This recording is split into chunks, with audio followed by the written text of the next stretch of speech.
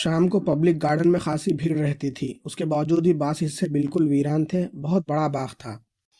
ساجدہ وہاں پہنچ تو گئی تھی لیکن سوچ رہی تھی کہ اسے کہاں ہونا چاہیے۔ پہلی ہی بار وہ اس طرف آئی تھی، کسی مخصوص جگہ کے لیے ہدایت بھی نہیں ملی تھی۔ ویسے اسے یقین کامل تھا کہ انجمن کے افراد اس کا تعاقب کرتے ہوئے یہاں تک ضرور آئے ہوں گے۔ انہیں عمران کی تلاش تھی، وہ اس کے خون کے پیاسے تھے۔ وہ سوچ رہی تھی کہ کیا عمران سچ مچ اسے یہاں ملے گا یا کوئی اور چکر ہے۔ وہ باغ کے مختلف حصوں میں گھومتی پھری۔ ابھی 5 نہیں بجے تھے اور تقریباً 20 منٹ پہلے یہاں پہنچ گئی تھی۔ 5 بجے کیا ہوگا، وہ سوچتی رہی اور دل کی دھڑکنیں آہستہ آہستہ تیز ہوتی رہیں۔ اس نے سوچا تھوڑی عقل بھی استعمال کی جائے، ظاہر ہے کہ وہ کسی ویران ہی گوشے میں ملے گا۔ مخالفین بھی یہی توقع رکھتے ہوں گے، پھر بھرے پورے حصوں میں ٹہلتے پھرتے رہنے سے کیا فائدہ۔ وہ ایک ویران حصے کی طرف چل پڑی۔ اس کا خیال تھا کہ اس طرح وہ انجمن کے ان افراد کی تعداد بھی معلوم کر سکے گی جو اس کے تعاقب میں ہوں گے، لیکن ایسا نہ ہو سکا۔ دور دور تک کسی متنفس کا پتہ نہیں تھا۔ اس نے گھڑی پر نظر ڈالی، 5 بجنے میں صرف 5 منٹ باقی تھے۔ دل کی دھڑکن تیزی سے تیز تر ہوتی رہی۔ دفعتاً قریب ہی جھاڑیوں میں سرسراہٹ ہوئی اور وہ چونک پڑی۔ پھر ایک ہاتھ نظر آیا جس میں سیاہ رنگ کا خوفناک ریوالور تھا۔ اس کا منہ حیرت اور خوف سے کھل گیا، لیکن وہ فوری طور پر نہ تو کچھ سمجھ ہی سکی اور نہ فیصلہ کر سکی کہ اسے کیا کرنا چاہیے۔ پھر یک بیک اسی ریوالور سے دھواں نکلا، دھماکہ ہوا اور وہ چیخ کر گر پڑی۔ بدحواسی میں اس کا بھی احساس نہیں تھا کہ وہ گر پڑنے کے بعد بھی بڑے بے ڈھنگے پن سے چیخے جا رہی ہے۔ گولی تو لگی نہیں تھی، فائر ضرور ہوا تھا۔ اس نے اپنے کان کے قریب سنسناہٹ کے ساتھ ہی آنچ بھی محسوس کی تھی۔ چاروں طرف سے لوگ دوڑ پڑے، کچھ بدحواسی میں مبتلا ہو کر نکاسی کے راستے کی طرف دوڑے۔ کئی ان جھاڑیوں میں جا گھسے جہاں سے فائر ہوا تھا۔ ساجدہ کے گرد بھیڑ لگ گئی اور شاید بھیڑ ہی اس کے ساکت ہو جانے کی وجہ بنی تھی۔ اب وہ زمین پر بے سود پڑی اس طرح پلکیں جھپکا رہی تھی جیسے سچویشن کو سمجھنے کی کوشش کر رہی ہو۔ پھر کسی نے اس سے پوچھا تھا، آپ ٹھیک تو ہیں؟ اور وہ کرراہ کر اٹھ بیٹھی تھی۔ کسی نے فائر کیا تھا، مجمع میں سے کسی نے پوچھا۔ آپ کو میڈیکل ایڈ کی ضرورت ہے، ان میں سے ایک نے جلدی جلدی کہا۔ پھر دوسرے سے بولا، گاڑی فوراً یہیں لاؤ، اس وقت یہاں کا عملہ معترض نہ ہوگا، جلدی کرو۔ ساجدہ نے دیکھا کہ وہ انگلیوں سے انجمن کا نشان وکٹری بھی بنائے ہوئے ہے۔ اس کی سمجھ میں نہیں آ رہا تھا کہ یہ کیا ہو رہا ہے۔ جلد ہی اس نے کسی گاڑی کے انجن کی آواز سنی اور خلاف قاعدہ وہ گاڑی روش سے لاند پر اتر کر ان کے قریب آ لگی۔ چلیے اٹھیے، اس آدمی نے ساجدہ کا بازو پکڑ کر اٹھاتے ہوئے کہا۔ وہ گاڑی میں بیٹھ تو گئی لیکن ذہن کچھ سوچنے سمجھنے سے قاصر تھا۔ اتنے میں ایک آدمی جو شاید گارڈن کے ذمہ داران میں سے تھا الجھ پڑا۔ وہ اسٹیئرنگ پر بیٹھے ہوئے آدمی سے کہہ رہا تھا کہ پولیس کے آئے بغیر وہ وہاں سے نہیں جا سکتے۔ میں ڈاکٹر ہوں، اسے جواب ملا۔ میں سمجھ سکتا ہوں کہ ان کے اعصاب اس صدمہ سے کسی درجہ متاثر ہوئے ہیں۔ میرا فرض ہے کہ انہیں میڈیکل ایڈ ملنے میں تاخیر نہ ہونے دوں۔ میرے ساتھی پولیس کے آنے تک یہیں ٹھہریں گے۔ میں ہسپتال پہنچ کر خود ہی پولیس کو مطلع کر دوں گا۔ پھر قبل اس کے کہ وہ کچھ اور کہتا، انجن دوبارہ بیدار ہوا اور گاڑی تیزی سے روش پر چڑھ گئی۔ گارڈن کے گیٹ سے باہر نکل آنے کے بعد ڈرائیو کرنے والے نے پوچھا، تم زخمی تو نہیں ہوئی؟ نہیں، ساجدہ نے بھررائی ہوئی آواز میں جواب دیا۔ میڈیکل ایڈ کی ضرورت تو نہیں؟ نہیں، میں ٹھیک ہوں۔ کیا تم فائر کرنے والے کی شکل دیکھ سکی تھی؟ نہیں، بچ کر نہیں جا سکتا جو کوئی بھی ہو۔ میں سوچ بھی نہیں سکتی تھی کہ وہ… تمہیں یقین ہے کہ وہی تھا؟ کیا کہہ سکتی ہوں جبکہ صورت نہیں دیکھ سکی تھی، بس ایک ہاتھ جھاڑیوں سے باہر نکلا تھا۔ قبل اس کے کچھ سوچ بھی سکتی، فائر ہو گیا تھا۔ ہوں۔ پھر کوئی کچھ نہ بولا۔ گاڑی تیزی سے راستہ طے کرتی رہی۔ ساجدہ سوچ رہی تھی، دیکھیے اب کیا ہوتا ہے، کہاں لے جائی جاتی ہے۔ ظاہر ہے کہ اب وہ اسے اس کے ہوٹل تک پہنچانے سے تو رہا، انجمن ہی کے کسی ٹھکانے پر لے جائے گا۔ جی تو چاہا کہ اس سلسلے میں استفسار کرے، لیکن پھر خاموشی رہی۔ اس وقت تو سب کچھ ہی غیر متوقع طور پر ظہور میں آیا تھا۔ وہ سوچ بھی نہیں سکتی تھی کہ اسے ان حالات سے گزرنا پڑے گا۔ وہ سوچتی رہی اور پھر ڈرائیور کی آواز سن کر چونک پڑی۔ وہ کہہ رہا تھا، میں تمہیں ایک سنسان عمارت میں اتار دوں گا۔ سنسان عمارت میں؟ ساجدہ نے حیرت سے دہرایا اور خود اسے اپنی آواز اجنبی سی لگی۔ ہاں، کوئی فکر کی بات نہیں، لیکن سنسان عمارت میں کیوں؟ دراصل میں خود فیصلہ نہیں کر سکا کہ مجھے کیا کرنا چاہیے، لہٰذا رپورٹ دے کر تمہارے پتہ سے آگاہ کر دوں گا۔ ساجدہ نے بدقت خود کو روکا، ورنہ اس کے بعد تو وہ یہی پوچھتی کہ کس کو آگاہ کرے گا، کسے رپورٹ دے گا۔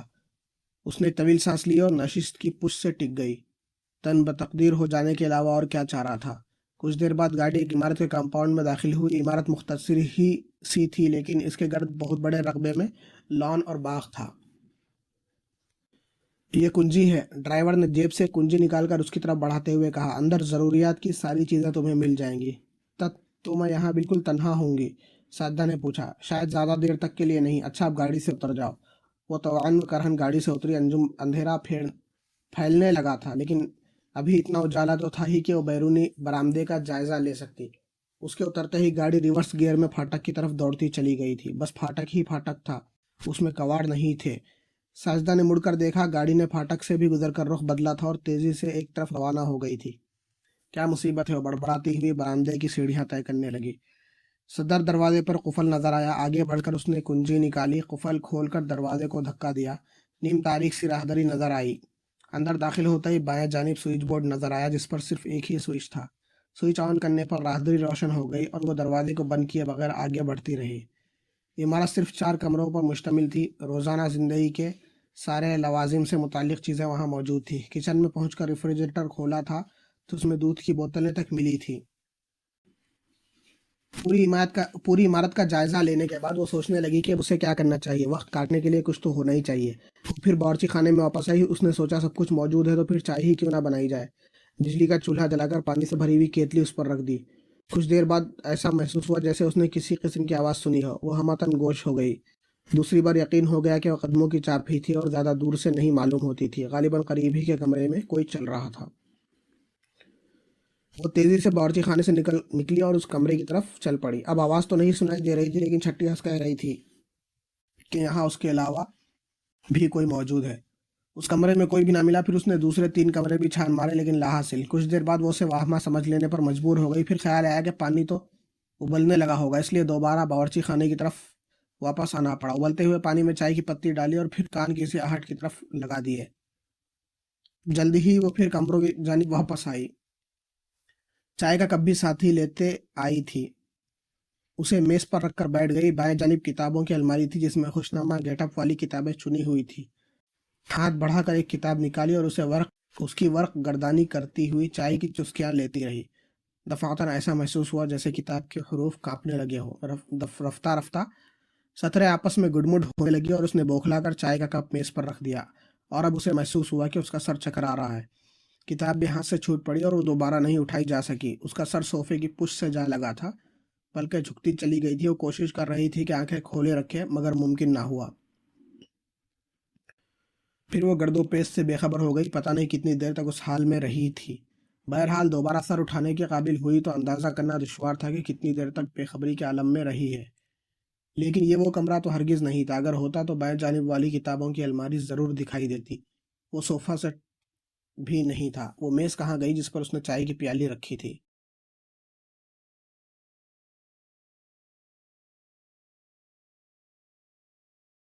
آنکھیں پھاڑ پھاڑ کر چاروں طرف دیکھنے لگی اور پھر یک بیک اچھل کر کھڑی ہو گئی۔ اس کمرے میں تو دروازہ بھی نہیں تھا۔ چاروں طرف سپاٹ دیواریں کھڑی تھی اور سر پر سادہ سی چھت تھی۔ کہیں کوئی روشن دان بھی نہ دکھائی دیا۔ کمرہ کافی کشادہ تھا، لیکن اس کی ساخت کے بنا پر دم گھٹنے لگا تھا۔ اس نے دیوار کو چھوتے ہوئے پورے کمرے کا چکر لگایا۔ دیواریں بھی مضبوط تھیں۔ انہیں ٹھوک بجا کر بھی دیکھا، لیکن وہ لکڑی یا ہارڈ بورڈ کی نہ ثابت ہو سکی۔ اوہ، تو کیا یہ اس کا مقبرہ ہے؟ اس نے سوچا، اور پھر قریب تھا کہ اس کے حلق سے ہسٹریا انداز کی چیخیں نکلنے لگے۔ تیز قسم کی سرسراہٹ سنائی دی اور سامنے والی دیوار درمیان سے شق ہو کر ادھر ادھر سمٹتی چلی گئی۔ اب اس کے سامنے ایک بڑا ہال تھا۔ ہال کے اختتام پر اسٹیج سا نظر آیا، جس پر صرف ایک آدمی کھڑا دکھائی دے رہا تھا۔ وہ دبلا پتلا لمبا سا آدمی، فاصلہ زیادہ ہونے کی بنا پر اس کے خد و خال نظر میں واضح نہیں تھے۔ وہ ساکت و سامت کھڑی رہی۔ دفعتاً لمبے آدمی نے ہاتھ ہلا کر اسے اپنی طرف آنے کا اشارہ کیا اور غیر ارادی طور پر اس کے قدم اس جانب اٹھتے رہے۔ کچھ آگے بڑھنے پر لمبے آدمی کا چہرہ جانا پہچانا سا معلوم ہونے لگا، اور پھر جہاں سے اس نے اسے پوری طرح پہچانا، بس یہیں کی ہو کر رہ گئی۔ کوشش کے باوجود بھی قدم آگے نہیں بڑھ رہے تھے۔ یہ تو وہی ہے جس نے پروفیسر راشد کے کاغذات نکال لے جانے کی کوشش کی تھی، وہی جو خود اسے اٹھا لے گیا تھا اور ایسی بیہودہ حرکتیں کی تھی کہ وہ اس کی طرف دیکھ بھی نہیں سکتی تھی۔ پہلے عمران نے اس کا نام داور بتایا تھا، لیکن پھر یہی داور پروفیسر راشد کے تہہ خانوں میں کسی دوسرے روپ میں نظر آیا تھا۔ لیکن صورت سے تو ہر حال میں حرام زدگی ہی ظاہر ہوتی تھی۔ آؤ آؤ، دفعتاً اس نے پیار بھرے لہجے میں اسے مخاطب کیا۔ ڈرو نہیں، میں ایسا مرد نہیں ہوں جس سے عورتیں خوف کھائیں۔ بعض اوقات صبح سے شام تک عورتوں کی جوتیاں کھاتا رہتا ہوں۔ وہ پھر بھی اپنی جگہ سے نہ ہلی اور خود اسے اپنی طرف آتے دیکھا۔ قریب پہنچ کر وہ اس طرح خادمانہ انداز میں جھکا تھا جیسے ساجدہ کا زرخرید غلام ہو۔ آخر ملکہ عالیہ اس خادم سے خفا کیوں ہے؟ اس نے گڑ گڑا کر کہا۔ ساجدہ سوچ رہی تھی یہ کام نہ بنے گا، اگر تم ہچکچاتی رہی تو اپنا سب کچھ کھو بیٹھو گی۔ وہ بڑے دلاویز انداز میں مسکرائی اور خالص شاہانہ لہجے میں بولی، ہمیں یاد نہیں کہ ہم نے تجھے کہاں دیکھا تھا؟ تلوے کی خاک پر کس کی نظر رہتی ہے عالیہ حضرت؟ وہ کمبخت بھی ڈائلیک ہی بولنے پر تل گیا تھا۔ حاضر جوابی پر ہم خوش ہوئے، لیکن فی الحال کنگال ہے، ورنہ انعام ضرور دیتے ہیں، خزانہ حسن سے کچھ عطا ہو جائے۔ یہ لو تھوک۔ ساجدہ نے اس کے منہ پر تھوک دیا۔ اس نے بڑے اطمینان سے رومال نکال کر چہرہ صاف کیا اور بے حد سنجیدگی سے بولا، میں اس کا مستحق تو نہیں تھا، لیکن بڑی قدر افزائی ہوئی عالیہ حضرت۔ ہمارے سینڈل بھی بہت مضبوط ہیں۔ جو مزاج حسن میں آئے اس نے سر جھکا کر کہا، بکواس بند کرو۔ ساجدہ شیر ہوتی جا رہی تھی۔ پھر عالیہ حضرات کیا سماعت فرمانا پسند فرمائیں گی؟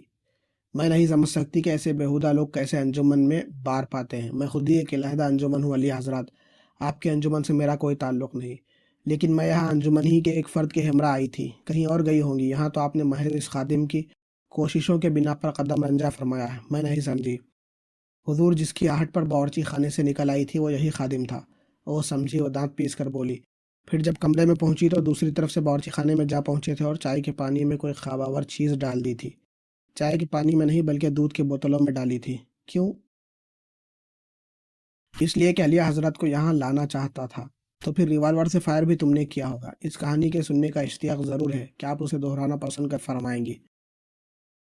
مت بکواس کرو، تم نے فائر کیا ہوگا، ورنہ عمران کیا جانے کہ میں اسے دھوکہ دے رہی ہوں۔ ایک بات ہے عالیہ حضرات، عمران کسی عورت پر فائر نہیں کر سکتا۔ کیا مطلب؟ وہ کسی عورت پر ہاتھ نہیں اٹھا سکتا۔ پھر وہ کون تھا؟ ہو سکتا ہے عمران ہی رہا ہو۔ کیسی بیتوکی باتیں کر رہے ہو؟ کر بھی سکتا ہے، نہیں بھی کر سکتا ہے۔ حضور کو مار ڈالنے کی نیت سے اس نے فائر نہ کیا ہوگا۔ پھر وہی بکواس، اس نے مجھے وہاں ملنے کے لیے بلایا تھا۔ ہو سکتا ہے اس نے لاپرواہی سے شانوں کو جنبش دی۔ تو پھر بھلا میں کیا عرض کر سکتا ہوں؟ مجھے اس سے کوئی سروکار نہیں کہ حضور عمران کی وفادار ہیں یا اپنے انجمن کی۔ اچھا تو پھر؟ میں تو حضور کو اس انجمن کے انڈر سیکریٹری بنانا چاہتا ہوں۔ اس نے اپنی طرف اشارہ کر کے کہا، شٹ اپ۔ خوبصورت عورتوں کی ڈانٹ پھٹکار بھی میرے لیے لذت آگے ہوتی ہے۔ حد سے زیادہ نہ بڑھو داور۔ داور نہیں، سنگ ہی۔ میرا نام سنگ ہی ہے، میں چینی ہوں۔ تم کوئی بھی ہو، بکواس بند کرو اور مجھے وہیں پہنچا دو جہاں مجھے ہونا چاہیے تھا۔ تمہیں تو یہی ہونا چاہیے تھا، سنگ نے سینے پر ہاتھ رکھ کر کہا، اور تم یہی ہو، ہمیشہ یہی رہو گی۔ ساجدہ کچھ نہ بولی، اسے قہر آلود نظروں سے گھورے جا رہی تھی اور سنگ کے ہونٹوں پر ہڈیاں جھلسانے والی مسکراہٹ تھی۔ میں اپنی محبوباؤں کی بے حد عزت کرتا ہوں۔ ساجدہ کی سمجھ میں نہیں آ رہا تھا کہ اس سے کس طرح پیش آئے۔ اس سے زیادہ ڈھیٹ آدمی آج تک اس کی نظر سے نہیں گزرا تھا۔ وہ خود بہت زیادہ اسٹریٹ فارورڈ تھی، لیکن اس وقت کٹی جا رہی تھی۔ تو پھر کیا فیصلہ کیا عالیہ حضرت نے؟ خاموش رہو۔ چلیے یہ بھی صحیح۔ وہ اس کے پیروں کے قریب فرش پر بیٹھتا ہوا بولا اور وہ بوکھلا کر پیچھے ہٹ گئی۔ اب دونوں ہی خاموش تھے۔ سنگ اس کے آنکھوں میں دیکھنے کی کوشش کرتا اور نظریں چراتی۔ آخر وہ کچھ کہے بغیر اٹھا اور آہستہ آہستہ چلتا ہوا پھر اسٹیج کی طرف چلا گیا۔ ساجدہ وہیں کھڑی رہی، عجیب پوزیشن میں تھی۔ کچھ سمجھ میں نہیں آ رہا تھا کہ اسے کیا کرنا چاہیے۔ دفعتاً ہلکی سی آواز میں ساز بجنے لگا اور یہ آوازیں چاروں طرف سے آتی محسوس ہوتی تھی۔ ہو سکتا تھا دیوار کے اندر مائک فٹ رہے ہوں۔ سنگ اسٹیج پر کھڑا سازوں کی آواز پر تھرک رہا تھا۔ اس کے ہاتھوں میں بوتل اور گلاس تھے۔ وہ اسی طرح تھکتا اور ناشتا ہوا اسٹیج سے اتر کر اس کی طرف بڑھنے لگا۔ قریب آ کر بولا، بہترین، کئی برسوں کی پرانی پرتگالی شراب ہے، تم بھی پیو اور مجھے بھی پلاؤ، اسی کا نام زندگی ہے، لو انڈے لو، پیو، پلاؤ۔ پیچھے ہٹو۔ ساجدہ قریب پڑی ہوئی کرسی اٹھاتی ہوئی بولی، ہٹو ورنہ سر پھوڑ دوں گی۔ چلو یہ بھی برداشت کر لوں گا اگر مجھ سے محبت کرنے پر آمادہ ہو جاؤ۔ بہن نہیں ہے تمہاری کوئی؟ ساجدہ نے جل کر پوچھا۔ صرف ماں تھی، سنگ نے مغموم لہجے میں کہا، وہ بھی عرصہ ہوا مر چکی ہے۔ پیچھے ہٹو سور۔ ساجدہ نے کرسی گھمائی کیونکہ وہ آہستہ آہستہ اس سے قریب ہونے کی کوشش کر رہا تھا۔ سنگ اچھل کر پیچھے ہٹ گیا، پھر آگے بڑھنے کی کوشش نہیں کی۔ اس کی آنکھوں میں دیکھتا ہوا مسکرا کر بولا، تم عمران کو چاہتی ہو؟ ہاں تو پھر تجھ سے کیا؟ میں بہت جلد اسے مار ڈالوں گا، تو میرا کیا بگڑے گا؟ ساجدہ نے سنبھل کر کہا۔ بے اختیاری میں وہ عمران سے اپنی محبت کا اعتراف کر بیٹھی تھی، حالانکہ ان لوگوں کے سامنے تو اسے اس کی مخالفت ہی کا بہروپ بھرنا تھا۔ تم اس کے لیے رو گی، تڑپو گی، میں تو اس کی ہڈیاں اپنے دانتوں سے چبانا چاہتی ہوں، کیونکہ اس کے بدولت اس حال کو پہنچی ہوں۔ تو پھر آؤ میرا کلیجہ ٹھنڈا کرو، سنگھی نے دونوں ہاتھ پھیلا کر کہا۔ मैं तुम्हें सारी दुनिया की मलका बना दूंगा। मैं तुम्हारा भी मुंह कुचल दूंगी, समझे? दुनिया में किसी मर्द की हो भी सकोगी या नहीं? नहीं, क्योंकि मैं भी मर्द ही हूँ। नहीं चलेगी, वो उंगली उठाकर बोला। तुम्हारी पूरी हिस्ट्री से वाकिफ हूँ। हुआ करो, लेकिन तुम जैसे चिमगादड़ शक्ल के मर्दों से मुझे कोई दिलचस्पी नहीं। इधर देखो, संग ने आस्था से कहा। उसने उसकी तरफ देखा और कुर्सी फेंक मारी, और अब तो उसके मुंह से बेतुकी गालियों का तूफान उमड़ रहा था। संघी दूर खड़ा हंसता रहा, लेकिन साजिदा उसकी तरफ देख नहीं रही थी।